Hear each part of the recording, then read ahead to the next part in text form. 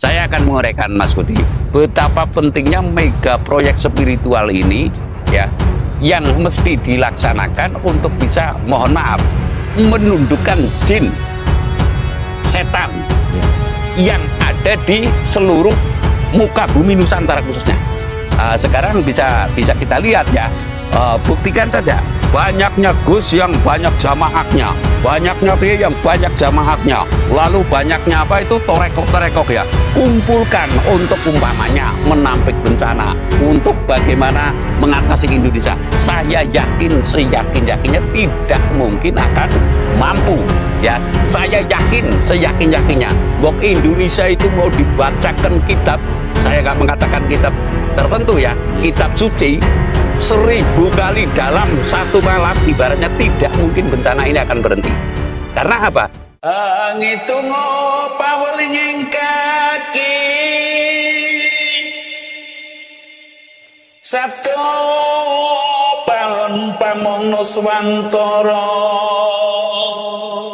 tapi ulo salam yo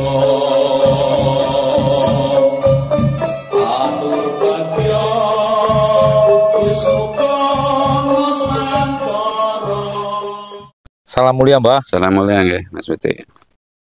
Nuwun sewu niki Mbah. Kemarin Mbah sempat mewedarkan dan menyebutkan tentang mega proyek spiritual yang melibatkan jin dan manusia. Niku maksudnya kepripun Mbah? Itu maksudnya bagaimana sejatinya Mbah? Ya niku nggih. Mega proyek spiritual yang melibatkan jin dan manusia. Oh, wilahing jati nuhoni hajat-hajate leluhur Nusantara tabe uluk salam mulia. Salam mulia Mbah. Kalau dicerita itu sangat panjang ya. Sebab rute atau jalur dari penghujung ilmu kepemimpinan Nusantara sebenarnya itu bundelane satu, saya sering mengatakan itu. Yaitu penguasaan terhadap huruf Jawa dalam globalnya, buletnya yang disebut Sastro Jendro Pangruating Diyu. Dan pada masa ke masa itu tentu uriannya akan beda. Ketika ibarat dalam pewayangan itu ada istilah goletono susuing angin. Ya kan? Nah, lalu dalam fase yang lain adalah Sastro Jendro Pangruating Diyu yang harus diwedar, yaitu oleh Wisrawa dan Sukesi. Jadi masing-masing fase itu akan berbeda. Kalau ketika zaman Panembahan Senopati, Digdaya sira kang tanpa aji, Sugiya sira kang tanpa bondo, menango sira kang datan, ngasorake ngluruga sira kang tanpa bolo. Lah ini kan jabarannya sangat luas. Nah, kalau dalam satu season yang lain di atasnya, yaitu merupakan Hasto Broto. Nah, kewahyuannya itu yang saya maksud masing-masing begitu loh.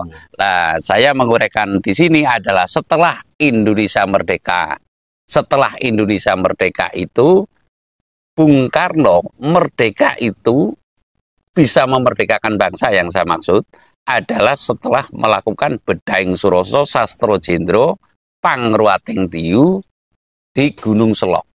Sampai sekarang, jenengan juga pernah ke sana mungkin, dikenal dengan Jambe 5. Ketika itu yang disebut Wahyu Poncowaliko oleh gurunya Pak Karno yang ketelak atau yang kondang atau yang tenar dengan nama Nayakrama, itu Maling Aguna. Maling Aguna itu adalah pencuri yang mengambil orang kaya diberikan ke rakyat yang kekurangan, begitu loh. Lah, ini tirakatnya dulu juga 120 hari, namun hanya makan satu gelintir jagung. Sama puasanya gitu loh. Lalu ketika Pak Harto, karena Pak Harto ini memang sudah dinas, sehingga mengandalkan kepada gurunya Romo Sutiat Prawiro Kusumo untuk melakoni Bedaing Surasa Sastro Jendro Pangruating Tiula. Saya akan mengatakan yang namanya mega proyek spiritual yang saya maksud ya, dari zaman Airlangga sampai dengan Raden Wijaya. Airlangga itu Kahuripan kalau nggak keliru ya, kerajaan Kahuripan. Itu juga melakoni mega proyek spiritual.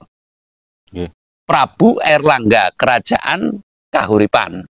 Ini melakoni mega proyek spiritual selama 3 tahun diikuti oleh kalau nggak keliru Narasoma, kan seperti itu. Nah, lalu setelah itu banyak di buku-buku catatan sejarah Raden Wijaya melakoni di Alas Tarik mega proyek spiritual Nusantara, lalu berdirilah Majapahit, lalu Bung Karno, dan sekarang ini apabila itu tidak diwedar, niscaya akan jatuh senista-nistanya Indonesia. Sekarang kira-kira Indonesia diambang nista enggak? Artinya begini, saya mengatakan hutangnya banyak. Lalu paling-paling mengandalkan, mohon maaf ya, devisa, pahlawan devisa, TKI sampai kemarin saja itu ada TKI yang ditembak oleh Malaysia. Nah, berbeda dengan Bung Karno. Nah, kalau Bung Karno dulu adalah Ganyang Malaysia. Nah, ini perbedaannya adalah sangat jauh lah. Demi bangsa dan tanah airku yang sangat aku cintai. Sekali lagi, demi bangsa dan tanah airku yang aku cintai. Karena saya adalah bersambung, kalau istilah agama itu adalah kesanatannya. Kesanatannya itu kepada Romo Sutopo, Romo Sudiat Prawirokusumo, Romo Sudiat Prawirokusumo, Romo Marto, gitu loh. Kan jelas ini. Lalu Romo Marto itu dari Nayakrama, dari langsung Sang Pamong Nusantara yang ada di Srandil, waktu itu makurungannya, kalau nggak keliru itu kepada yang Warosontani, yang di Karangjengis, gitu loh. Itu jelas itu. Jadi sanatnya itu jelas, kekancingannya jelas lah. Ini pun yang mengikuti yang disebut Putro Wayah Kaki, itu tidak semua itu diwedarkan. Bisa dipahami ya? Bisa. Karena ini adalah tahapan yang termasuk jalur ekstrim. Jalur puncak, manakala tidak bisa mengikuti, niscaya ini adalah akan sia-sia belaka, atau dengan kata lain bisa sakit ingatan lah. Ya, sakit ingatan atau gila begitulah. Saya akan menguraikan Mas Budi betapa pentingnya mega proyek spiritual ini ya, yang mesti dilaksanakan untuk bisa, mohon maaf, menundukkan jin, setan yang ada di seluruh muka bumi Nusantara khususnya. Sekali lagi, menundukkan jin dan setan sekaligus yang berada di atas bumi Nusantara. Lah, cara apa menundukkannya? Lah, ini kan pertanyaan, ya kan? Ya dipikir sendiri kamu. Kira-kira untuk menundukkan jin itu kelasnya harus tirakat seperti apa? Kelasnya harus berdoa seperti apa? Ada yang mengatakan ayat kursi, nyatanya sekarang setan banyak sekali, ya kan? Nah, yang terutama jin setan yang sudah masuk ke manusia kan banyak sekali sekarang. Banyak orang setanan, barate loh. Banyak orang yang ubud dunia, mencintai dunia yang berlebihan. Ini kan termasuknya sudah kesetanan. Nah, inilah salah satu cara untuk bisa mengendalikan Nusantara itu ya harus tembus sampai ke sana lah. Sebagai contoh, manakala saya dianggap kafir, ya, saya dianggap sesat, umpamanya itu Kanjeng Nabi Sulaiman saja mesti menundukkan jin dan setan. Nah, lalu kita berkiblat kepada Angling Darmo juga menundukkan jin dan setan, ya kan? Artinya jin dan setan di bumi Nusantara ini mesti keprabawan. Setidaknya ada rikuh pekewuh. Ya, bukan berteman, bukan berkoloni ya, itu bukan namun ya bukan bersekutu, namun setidaknya tidak berani-berani. Lah, ini PR yang sangat mendasar untuk kita lah. Ini jelas tidak disadari pada kaum-kaum yang sekarang. Ya, intinya dengan laku spiritual seperti ini saya harus bisa sampai menembus ya, menembus kepada alam jin dan alam setan, ya, menundukkan, menjelaskan bahwa ini loh hajat-hajatnya leluhur Nusantara. Makanya tidaklah sangat mudah dan tidaklah sangat murah. Lah, yang seperti ini tentunya perlu perhatian khusus, satria yang terkhusus kayak Pak Harto mendanani Romo Setiati baratnya. Namun walaupun tertati-tati apa adanya, tetap saya berjalan ya. Walaupun pada awalnya saya sakit sudah 5 hari, jangan tahu sendiri, tetap saya berjalan melakoni tirakat dan saya hanya udu atau modal keyakinan, niscaya saya akan kuat. Gitu, Mas. Begini, Mbah. Yang namanya mega proyek itu kan tidak murah. Contoh kayak proyek pembangunan fisik saja, Mbah. Apalagi kayak Mbah melakoni tapa brata ini. Di sini saya melihat ada 2 orang yang ngewulo Mbah. Saya menyaksikan sendiri. Terus kesehariannya untuk ubur rampe dan lain sebagainya. Sementara Mbah, di satu sisi saya itu melihat di komen-komen channel YouTube jenengan itu banyak yang menyinyiri, Mbah. Nah, saya itu ingin bertanya, seyogianya saya dan juga masyarakat yang melihat nanti ini videonya Mbah itu harus seperti apa, Mbah, dalam nuhuni hajat-hajat leluhur Nusantara, Mbah? Begini, Mas, kan ada bisikan setan ya. Bisikan setan. Nah, sekarang kalau menurut saya yang menyinyiri saya ini adalah orang yang sudah kena bisikan setan. Karena tidak bisa menundukkan setan. Lah, setan dan jin ini harus saya jelaskan, harus saya beri kejelasan, harus saya tundukkan untuk bisa memahami hajat-hajat leluhur Nusantara. Berat sekali nggak? Ini berat banget. Nah, lah, inilah yang pokok. Lah, sekarang perumpamaannya, orang berangkat haji saja itu sinubio-subio kan? Ya kan? Yang akan meninggikan derajat negara lain lah, taruhlah kalau saya bilang leluhur orang lain mungkin nanti akan tersinggung ya. Itu saja sinubio-subio. Ya apalagi mengenai mega proyek spiritual yang kaitannya dengan jin setan, priprayangan, ilu-ilu banaspati, wewe gombe, bajo barat, sasosasi, lan sapanunggalane. Dalam waktu dekat saja, mungkin bisa jadi saya besok sore, saya mesti menemui Prabu Segara Cengis. Nggak usah percaya orang saya yang ditemui ya. Prabu Segara Cengis ini adalah rajanya ombak di pantai selatan. Nah, ini kami harus menjelaskan, harus terkonek rasa saya.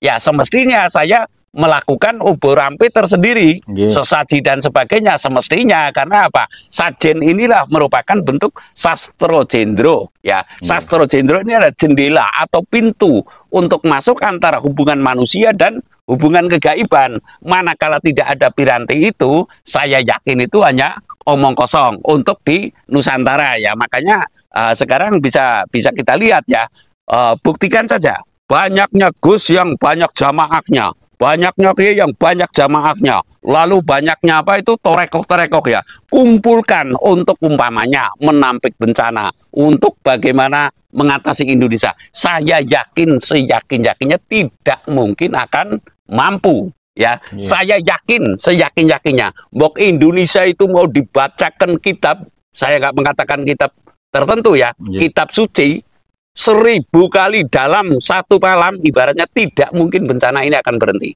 Karena apa? Tidak ada sinergitas antara hubungan manusia dan tidak ada koneksi dengan jin, sehingga apa? Hanya alam pikir kan. Jin nggak bisa diketahui oleh alam pikir, ya kan? Jin nggak bisa diketahui oleh mata, ya kan? Oleh mata ini yang saya maksud lah. Otomatis koneksitas antar rasa lah. Ini yang sangat perlu, yang sangat penting kita pahamkan kepada setiap orang ya. Jadi dalam hal ini saya itu memahamkan tidak cuma kepada jin dan manusia, tapi kepada alam raya ini, kepada alam raya yang saya maksud khususnya makhluk yang ada di belahan bumi Nusantara, sakutu-kutu walangatogo. Lah, tentunya karena aji-aji kami ya, aji gineng dengan memantrakan lafal-lafal Jawa atau caroko balik dan sebagainya, atau lafal khusus yang kadang juga sempat saya lontarkan dalam YouTube. Namun apapun tetap akan tidak sah manakala tidak dilakoni. Umpamanya saya pernah membuat konten adalah jeblak, meledak, bengkak, bedah. Nah, ini diantara bagaimana saya bisa membedah alam gaib, ya kan?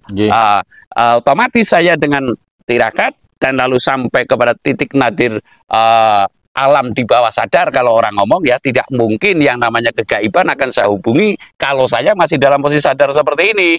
Tahu Mas Budi, tahu Mas Reza, nggak mungkin, otomatis tidak dalam kesadaran yang seperti ini. Saya baru masuk ke alam sana, lalu kami melobi-lobi, memberikan kejelasan, dan lalu kami akan menundukkan agar Nusantara itu dimengertikan, dipahamkan kepada hajat-hajate leluhur Nusantara yang sangat agung ini. Apa hajatnya itu? Adalah mewujudkan tatanan zaman adil. Kalau saya itu mengatakan munculnya Ratu Adil, mungkin nanti saya dianggap pengen jadi Ratu Adil. Enggak seperti itu. Saya sama sekali tidak ada hasrat ya. Namun melihat titik bangsaku yang sudah, mohon maaf ya, yang kaya raya ya, sumber daya alamnya, namun sampai saat ini ternyata masih banyak sekali orang yang tunarumah lah. Ini kami sangat prihatin. Semoga segera muncul tatanan zaman adil dengan otomatis ada pemimpinnya dong. Yang saya katakan kemungkinan bukan ratu, bukan bentuk keraton ya, tapi nanti adalah junjung ya. Artinya ini akan muncul junjung Nusantara. Junjung yang dimaksud adalah kemunculannya karena terjadi peristiwa dan lalu secara aklamasi sehingga dijunjung.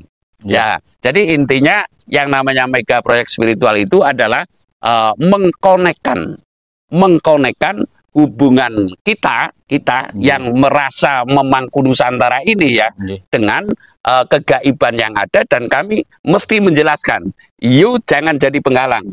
Apa kemauanmu? Lah makanya kalau boleh saya ngomong, yang namanya seperti ini biayanya tidak bisa dibatasi, Mas Budi.